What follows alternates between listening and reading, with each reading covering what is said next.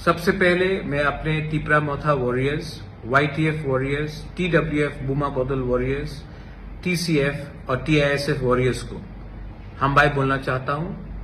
आपने हमें सपोर्ट किया और आज एक छोटा सा चिकन पार्टी आज त्रिपुरा में सेकेंड लार्जेस्ट पार्टी बनके आ चुका है।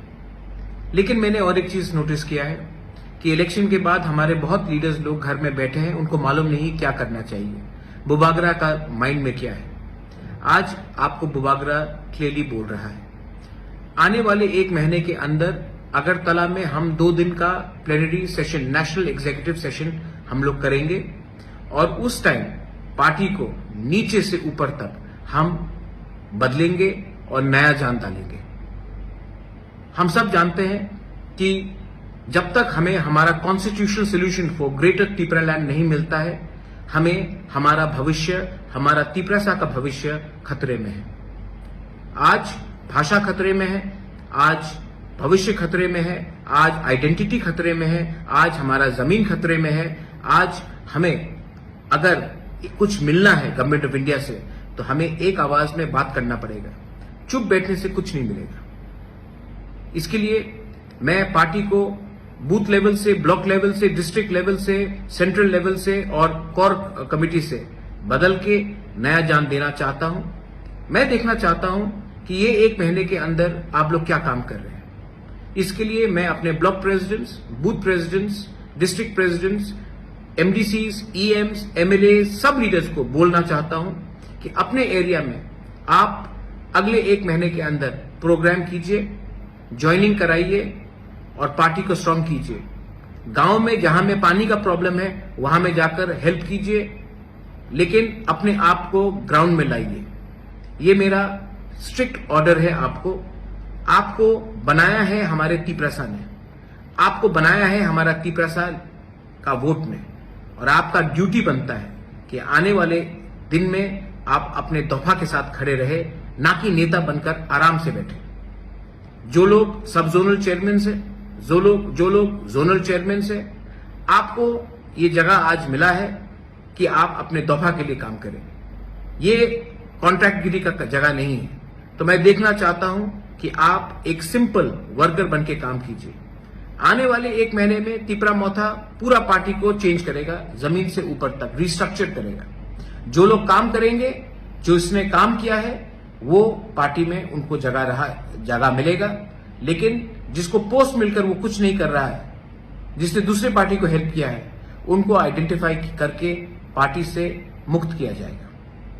ये मैं आपको क्लियरली बोल रहा हूं क्योंकि आने वाले धनपुर इलेक्शन में, आने वाले लोकसभा इलेक्शन में तिपरा मोथा को क्या स्ट्रैटेजी लेना चाहिए, ये हमको डिसाइड करना है। पार्टी में क्या नया जान डालना चाहिए, ये हमें डिसाइड करना है। अगरतला के प्लेनरी सेशन में हम हर कॉन्स्टिट्यूएंसी से 40 से 50 लोगों को लाने की कोशिश करेंगे। इसके लिए मैं अपने MLAs, EMs, block president, district president, जो इस एरिया के लीडर्स हैं, उनको मीटिंग रखकर आप लोग लिस्ट हमें दीजिए। 2 दिन तक उनका खाना पीना रहना का खर्चा मैं देखूंगा। लेकिन तिपरा मोथा को एक ऐसा पार्टी बनना है जो अपने देश के लिए, अपने दफा के लिए फाइट करेगा, ना कि तिपरा मोथा को दूसरी पार्टी जैसा बनना है जो इलेक्शन जीतने के बाद चुप बैठ जाता है। मैं जमीन में आकर फाइट करने के लिए तैयार हूं और मुझे वॉरियर्स चाहिए। और वॉरियर्स वही होता है जिसके अंदर कमिटमेंट होता है। वॉरियर्स वो नहीं होता है जो सिर्फ इलेक्शन के टाइम भाषण देते हैं और तब बैठ जाते हैं।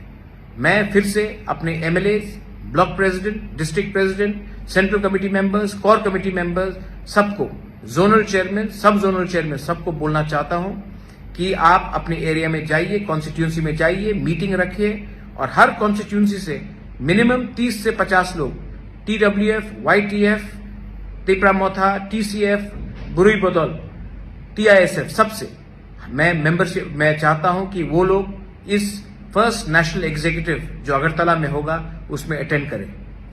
1000 हो, 1200 हो, मुझे परवाह नहीं है, लेकिन उनको आना चाहिए और उनको अपना दिल का बात रखना चाहिए।